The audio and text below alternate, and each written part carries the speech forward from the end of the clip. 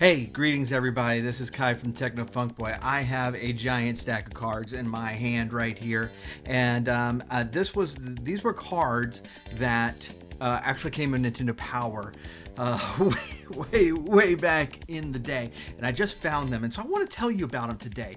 These were the Super Power Club cards. You can kind of see we have a little Kirby action going on here.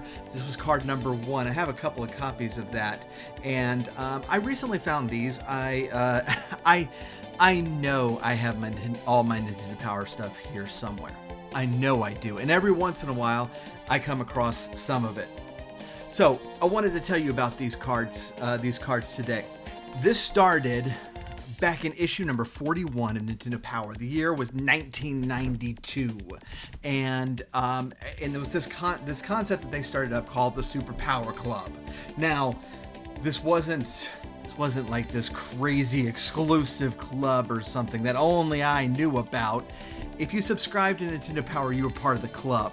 The whole point of it was, I guess, if you were buying this on the newsstand, I don't remember any newsstands carrying Nintendo Powers, but hey, I didn't go to a lot of gaming stores, so maybe, but you didn't get these sorts of benefits that subscribers got. And Nintendo Power really was really good at treating their subscribers very well. And this was just one of the things that they would do. Now, the format of these cards, and you might see like, okay, so this was a huge game at the time, and one of the greatest games ever made, Tetris. These came out. They came out in the magazine. It was on a page. There was 6 cards, and you would look at the back. You cut up, like they're perforated, so you can just pull them out, and you could look at the back, and it would have first of all, right here you have a description of what this game is, and then you have your challenge. All right, so like the Tetris challenge.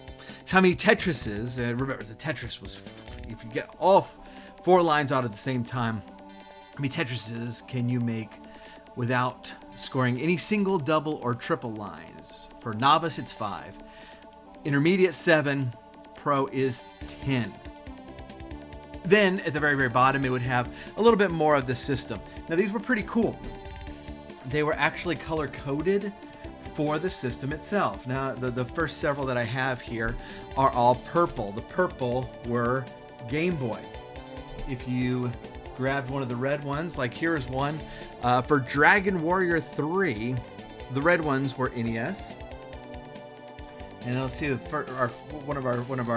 few of our green ones. Now, these were SNES. Now these remember that these things started in 92, so there wasn't actually a lot of time yet for the NES stuff. And I find it funny that like the first several of these numbered cards were all for Game Boy, because this was the system that was really big and really being pushed. And SNES was really cool, really big, but it was still getting rolling, you know what I mean? And so it's like, I don't even think I have a Super Mario Brothers 3 card. I know that it exists. I think there's actually 2 of them. But I do have Yoshi on Game Boy. A lot of the early SNES games like ActRaiser are on here, but it really was not, they didn't limit it to the big games. When you get into much later ones, now this is actually second series, and we'll get to that in just a little bit. But they had a Mortal Kombat one, but you're sitting there, you just kind of go through it, and all of the SNES ones were really early launch titles or very early games, and a lot of these Mario Kart, nice. I wonder if that was first series. Okay. A lot of these games, it's like I don't remember at all, or just remember in passing. Like Dr. Franken on NES. I remember Spy vs. Spy coming. I'm sorry, these are Game Boy. Purple is Game Boy, so Dr. Franken's Game Boy. I remember Spy vs. Spy coming out. I never played it. Centipede on Game Boy. I have Millipede on NES. It's a great game. I remember Centipede from the arcades, and I'm assuming it's the same kind of thing. Desert Strike: Return to the Gulf. No idea what this game is, but this was cool. So it wasn't just the big titles. It wasn't just like Nintendo titles. They had a lot of them. So this first came out, and there was a total of 72 cards that you could collect. You get 6 per issue. And if we jump over, we can actually take a look at these. Bear with me, and my apologies. My first image here. Yeah, this is the page. This is the page that originally came on. Eventually, a lot of like the text at the top just went away, and they started just doing the regular, I guess, the cards themselves. But you'd get 6. You could punch them out and do things that way. Now, there was a game that came along with this, and this was pretty cool. The game that came along with it is that if you every month they would pick 3 winning cards, and if you had all 3, you could mail them in, and you could win a prize. I don't ever actually remember doing this. But we're gonna get to that a little bit, because I think I might have done this once. But if you have all 3 of these cards, you can mail them in and get get into a drawing for a prize. So this started off in issue 51. By issue 50, apparently this was going well, because they actually did this thing that you could buy this holder for it. You know, it was for $4.50, and it held the 72 cards. Now, the last card I have on here is actually card number 118, and that, by the way, is Turn and Burn. Turn and Burn. No, again, no idea. I have not played that game. But there was enough of these that I mean that is, what was that? That was number 118. But eventually these went up to 170. So apparently they did very well. I don't remember exactly when I stopped subscribing to Nintendo Power, but it was apparently around that time that I did so, and didn't have any further. Now, I said earlier that I think I may have entered one of the contests once.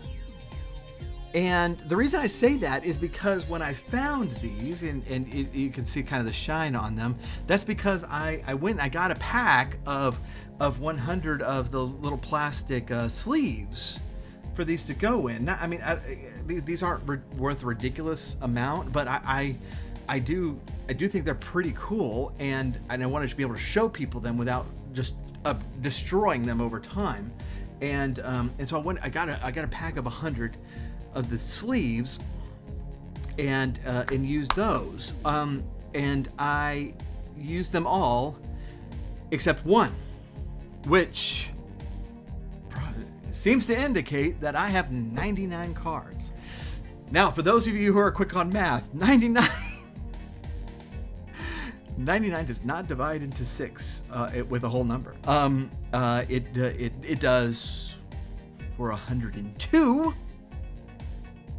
So that's why I think that I might have entered this once, because if I had 102 cards and I entered one of the months and sent 3 cards in, that would have left me with 99 cards. I also know that I didn't throw away the duplicates, because I am sitting on so many duplicates. It's not even funny. Even like Hunt for Red October, I have 2 of these. I did not know this was a game either. This is apparently Game Boy based on the color. But yeah, so at some point I must have entered, and I'm pretty sure I did not win, because these are kind of the things that you remember in life, is not necessarily all the contests you enter, but definitely the ones that you win.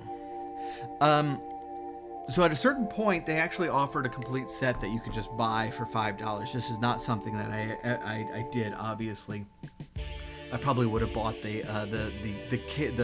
case for them, the holder for them before that, and I did not, because they were all loose. They're actually loose. By the way, if you had Sports Illustrated for Kids, they did the same thing, and these were with all my Sports Illustrated for Kids trading cards that came with that that particular publication. And so that is the Super Power Club trading cards. Now, there were 170 of them, and if you'd like, I can read off a list of all 170. No, I'm not going to do that. Oh my goodness, this would be so boring. But there are lists. Look, I mean, if this is something that interests you and you want to take a look at a list of all the cards, or if you find yours and you want to know what you're missing, there's lists all over the places of all 170 cards of them. That's not really the purpose here. The purpose is to just kind of give you an overview of what this thing was, and I was very happy to have found these. These were this was a lot of fun. I was big into trading cards myself, and so I was happy to. I have trading cards all over the place, still, with baseball cards mostly. But it's a lot of fun to be able to find these and check out some of the challenges and the artwork on them. Some of which are very, very, very cool. I really actually do like that Dragon Warrior 3 guy. It's pretty sweet. Do appreciate you hanging out with me today. If this is the sort of content you like, please do subscribe. Hit that bell below. That helps us out a lot.